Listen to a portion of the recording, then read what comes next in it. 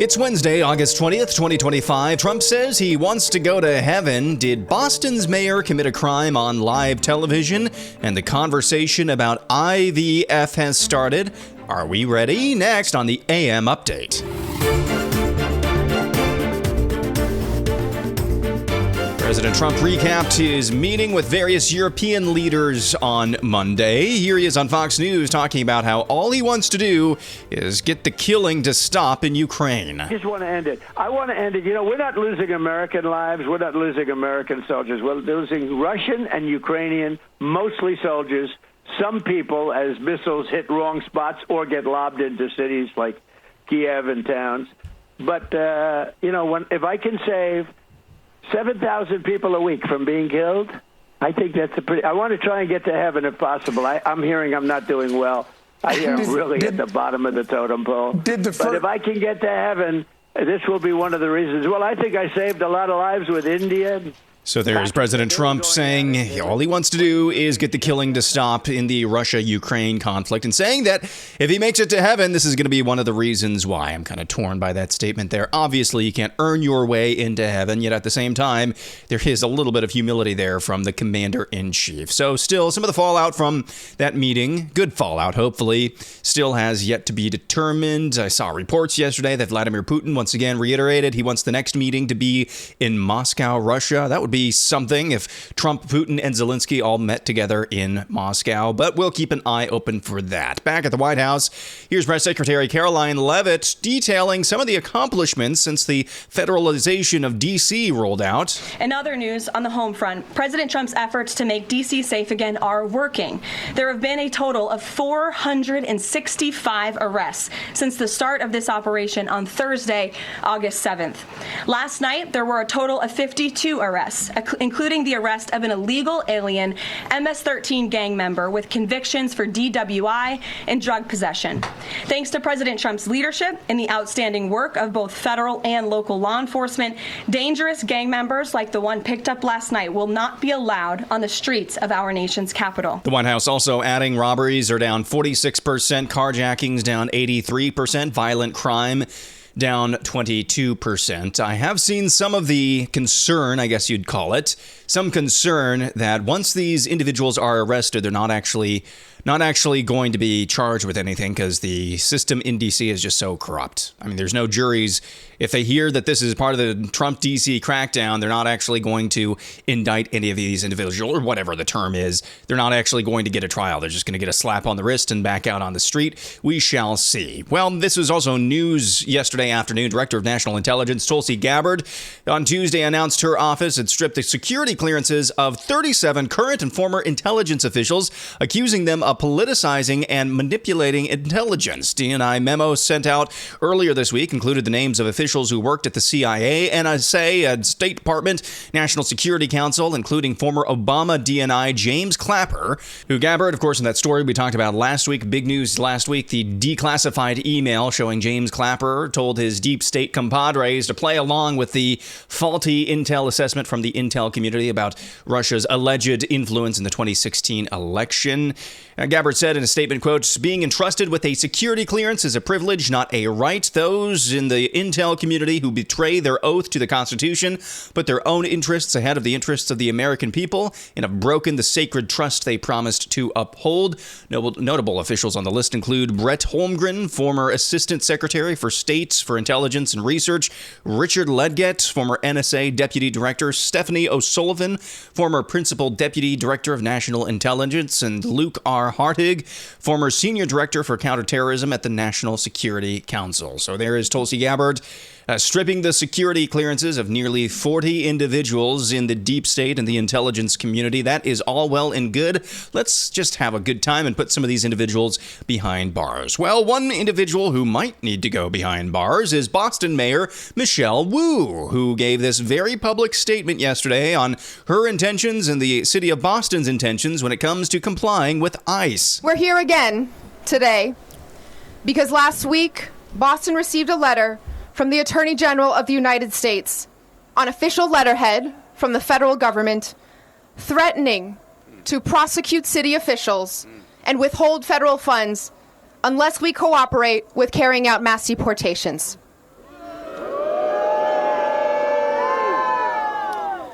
at a time when this federal administration is already causing so much fear and harm in our communities. These threats are serious and consequential. But our same communities have told me, loud and clear, that silence in the face of oppression is not an option. The U.S. Attorney General asked for a response by today. So here it is. Here is our response. Stop attacking our cities to hide your administration's failures.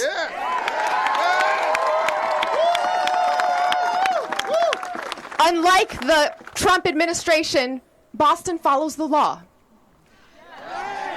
And Boston will not back down from who we are and what we stand for. So that's all but saying. Michelle Wu, Boston mayor, saying she's not going to comply with the Trump administration or the Department of Justice in their insistence that they actually help and uphold the law when it comes to federal immigration laws. Isn't that a crime? Wouldn't that be obstruction? It's one thing to declare yourself a sanctuary city, meaning we're not actually going to enforce local or state policies when it comes to immigration and illegal aliens. It's another thing to tell the federal government, however, we're not going to cooperate, we're not going to comply, we're not going to enforce federal law. I would think, and you could kind of hear it a little bit there, that statement that Michelle Wu read is open for interpretation. Maybe she's hedging just a little bit because she doesn't want to open herself up to prosecution. Other immigration news, we now know more about that illegal alien who killed 3 Americans by making that illegal U-turn. It's being reported by the U.S. Department of Transportation that Harjinder Singh, he's that illegal alien who was driving that tractor trailer, making that illegal U-turn. He badly failed an English language proficiency test, correctly answering only 2 out of 12 verbal questions and accurately identifying only 1 out of 4 highway traffic signs. I think it would be a good idea if the Immigration and Customs Enforcement just set up sting operations on every single way station, and if drivers of trucks can't speak English, it's time to pull you off of the road. Well, an individual the Trump administration would like to pull out of his position is Fed Chair Jerome Powell. It seems like the Trump administration is just trying to tread water economically until one of 2 things happens, or maybe both happen, depending on the timing.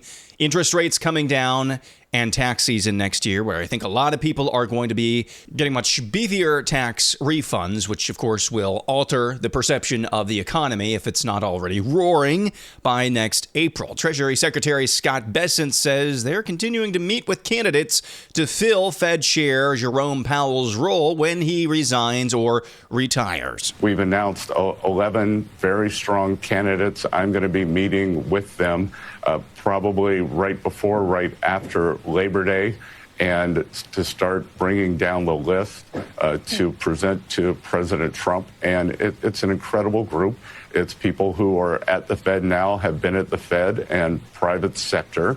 So I'm looking forward to meeting all of them with a very open mind. And then on PPI, first of all, since President Trump came into office, there were 5 very tame PPI numbers, and a big component of this month's PPI number was investment services, which just means the market went up a lot. So there is Treasury Secretary Scott Bessent, the #1 power-rated homosexual Treasury Secretary. He also mentioned what I've mentioned in passing, I think a couple of times now, about the PPI number that came down late last week, about 450% higher than what was expected. You heard him hedging there, saying that's just having to do with financial services because there's so much investment coming in the United States and markets are going up. Not sure if I buy that, but we shall see. Quickly before the break, Colorado Secretary of State, that would be Jenna Griswold. She's in charge of elections there in Colorado. She spoke to CNN and says she's really mad. She's upset that President Trump wants to do away with mail-in voting. She says, we have nothing to worry about. We are in conversations with our attorneys to make sure we're defending Colorado's elections. Look, mail ballots are secure. They cannot be hacked because they're a piece of paper. That is increasingly more important as Trump has made our elections less secure since taking office again. He's disbanded much of the federal government's work on countering foreign disinformation, and it's obviously taking cues about democracy from a dictator, Putin. A dictator, Putin. Piece of paper can't be hacked. It can be copied, though. And Lord knows we're not going to get to the bottom of any fraud when it comes to paper ballots until well after the election is over. That's the whole ball game right there. Secretary of State, Colorado, Jenna Griswold. Well, when we come back, something big is going down in California. One prominent pastor warns parents they may need to get out of the state. A reminder of just how deep the roots and the tentacles of DEI and wokeness have actually gone. And the IVF conversation is coming. Are we ready for it? That's coming up next.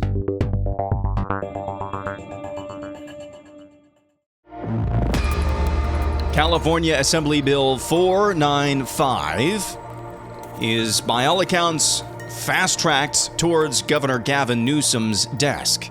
What does this bill do? Well, one prominent pastor, that would be Jack Hibbs of Calvary Chapel in Chino Hills, California, is sounding the alarm bells. Here he is with the Family Research Council's Washington Watch, explaining just what this bill does. Yeah, the author is Celeste Rodriguez, and this is a bill that's been crafted under the, of course, always watchful eye of Gavin Newsom. Jody, nothing happens in Sacramento without Newsom signing off on it, even in advance. So this bill has gone all the way through, and now it will head to his desk this week. And this is a bill that they say, now listen, this is what they say. They say it's a bill that is needed to protect illegal alien children that are in public school here. And by the way, not just public school, that are in school, that doesn't specify public or private or daycare, that should their parent or parents be taken by ICE, that the child then can be put into the custody of or into the possession of anyone. Listen, anyone, without a background check, without any required proof of ID, no license, no address, nothing's required. It is suggested that they provide ID, but not required. They can fill out an affidavit that they can print on their computer at home. Anyone can do this. And they can check a box that says, I have tried to reach the parents. You check the box. And then you sign it. You walk to the school and you say, I am requesting Susie Jones. I'm requesting Susie Jones. The school cannot deny the affidavit request of John Doe. John Doe takes possession of the child. He goes away. The school, when mom and dad show up to the school to pick up the child, the school is under no obligation to tell even the parents the name of the individual that filled out the affidavit. This is unheard of in America. It's been unheard of in California. They say it's to protect, listen, Jody, they say the author says it's to protect illegal alien and their children from Donald Trump's ICE. That is Calvary Chapel, Chino Hills pastor Jack Hibbs speaking with Family Research Council's Washington Watch. Assembly Bill 495 in California, fast-tracked to Governor Gavin Newsom's desk. In other contexts, Pastor Hibbs has actually said if Gavin Newsom does not actually veto this bill, it's time for parents to get the heck out of California. That's somebody who's been in California, ministering in California for many years, saying that. So pray that sanity will prevail. This was a bill that was meant to continue one type of evil that will result in a completely different and probably far worse type of evil. What you just heard Jack Hibbs describe there is medical kidnapping, which is basically trafficking of children through very, very, let's call it just absurd means. It's very disturbing. Also out of California, saw this come across, and this is a reminder of just how deep the tentacles of woke and DEI, that cult, has gone. This is somebody named Dante King, who was invited by the University of California, San Francisco to speak about, quote, diagnosing whiteness. Listen to, I'm just going to play a little bit of this for you. This is from a lecture called Diagnosing Whiteness. The name of the speaker, Dante King at the University of California, San Francisco. Whites are psychopaths, and their behavior represents an underlying biologically transmitted proclivity with roots deep in their evolutionary history. How many of you could see the proclivity that evolved deep within the evolutionary history of whiteness by show of hands? How many of you could see it? Some people are sitting here, oh no, I don't want to raise my hand. That's called denial. There's no discussion about the delusion and the perversion of whiteness. That's all I'm going to play for you. That is poisonous, and it goes on for another 2 minutes after that. It's just straight up poison. It's just venomous. So let me get this right. The civil rights movement went from, I don't want to be judged by the color of my skin, but by the content of my character. That was in the 60s? And now here we are in the 2020s, smack dab in the middle of the 2020s, and the end result of whatever that was is some guy named Dante King being elevated to a position of expert guru, even if you will, by the University of California, San Francisco, saying that, no, it is actually the white people who are, thanks to evolution, biologically incapable of not being psychopaths. That's the word that he used, psychopaths. Psychopaths. Just unbelievable. Never heard of this guy before, but this is why I say it's a reminder of just how deep the tentacles of woke and the scourge of DEI, the cancer that is, have gone. He calls being white a perversion. These types of individuals, for now, the better part of this century, have been elevating. You've never heard of these people. Never heard of Robin DiAngelo until her book, whatever that was, White Fragility. That was a huge talking point back in 2020. Everybody had to read that book. Never heard of her before, but she was elevated to a position of guru, of expert. These stories, these people are legion, and it is absolutely cancerous. There's a reason I only let that play out for about 30 seconds, because I don't think it's good to imbibe too much of that cancerous material.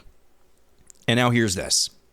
Noor Siddiqui is the founder of Orchid. That's a company that's, quote unquote, screens embryos for those using IVF services. So that's in vitro fertilization services, and looks for possible so-called genetic defects and disease. Siddiqui recently equated the idea of using IVF screening to providing the maximum amount of love to a child, meaning that if a parent chooses not to use IVF, they're subjecting their offspring to untold risks and not being loving.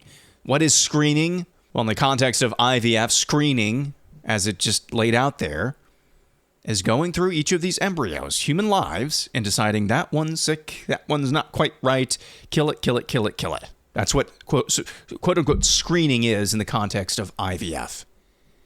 This is not just this Siddiqui, Noor Siddiqui. This is not just her company. It doesn't want IVF just to be available for those who, for whatever reason, through natural means can't have children. She wants this to be the norm for everyone, even if you are capable of conceiving and carrying a baby naturally. She was interviewed recently by the New York Times' Ross Douthat about what her company actually does, and whether or not, in this question that you're about to hear, whether or not she fears that we're getting rid of a very important part of not only human biology, but human purpose and meaning.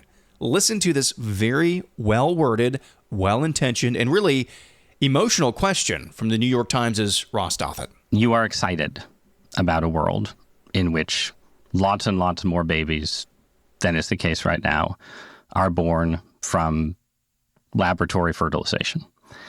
And I'm just curious if you think, allowing that this might be desirable in certain cases, if a world where this became the norm would be losing something that is very fundamental to human beings and human families and human relationships. And that's the relationship between sex and procreation, between you and your husband having sex, apologies, and the future generations that come into being. And I'm going to take the podcaster's privilege, and I apologize for this, but I'm going to read you a piece of a poem. It's by a poet named Galway Kinnell, and the poem is called "After Making Love, We Hear Footsteps." And the idea is sort of contained in the title, that the husband and wife make love, and it wakes up their child, and the child comes and gets in bed with them. And Cannell writes, in the half-darkness we look at each other and smile and touch arms across this little startlingly muscled body, this one whom habit of memory propels to the ground of his making. Sleeper only the mortal sounds can sing awake. This blessing love gives again into our arms. Sorry. Do you worry about removing or diminishing from human experience that aspect of being a husband and a wife in a relationship with a child? What do you mean? That is one of the most horrifying and chilling things I have ever heard. That's Ross Douthat. I believe he's a Catholic. He does a pretty good job for the New York Times as their token Catholic. He gets very emotional asking this question because it stirs up emotions in him, that there is more to life than just sex for fun, and there's more to this relationship than just test tube babies. Are you worried by making IVF ubiquitous that you're taking away something very intrinsic, very fundamental, very important to the human experience when it comes to a man and his wife? And you could hear him get choked up there. And Noor Siddiqui's response is, what do you mean? I saw this quote come across my feed the other day from the American writer Walker Percy. It was posted to her credit by somebody named Noelle Murring. Don't know who she is. But this quote has everything to do with this conversation. Quote, "You live in a deranged age, more deranged than usual, because despite great scientific and technological advances, man has not the faintest idea of who he is or what he is doing." Isn't that the truth? That cold response from that woman who wants to make IVF the norm instead of natural relations between man and wife, natural carrying of a pregnancy. She wants IVF to be the replacement for natural human functioning. And when confronted with the idea that there is some sort of higher or transcendent meaning in this life, in the relationship between a man and wife, she says, what do you mean? She has no idea. She's not even in the same galaxy as that type of thinking. I think this is something we're going to have to contend with, not only the IVF conversation, but people like that who are just living in a completely different universe where there is no idea that there's something more, that there's a higher purpose in living, that there's meaning in life at all. That's going to be something that we have to contend with. Certainly the IVF conversation is one that we're going to have in increasing frequency in the near future. And I've said this before, and I don't mean it to sound condescending, but there's no way for it not to sound condescending. I've said that many on the right, many in the church, most in the church actually, are not ready for the conversation when it comes to IVF. Well, I wanted to put that to the test this week for our poll of the week, which you can vote on at Real AM Update on X. Look for the pinned post there. On IVF, do you believe it is moral, immoral, you don't know, or other? Comment below. I just kind of wanted to get a feel for where my audience is. So that's the poll of the week. Go vote over at Real AM Update on X. That's going to do it for Wednesday. Back at it again tomorrow. I'm Aaron McIntyre, and this is the AM Update.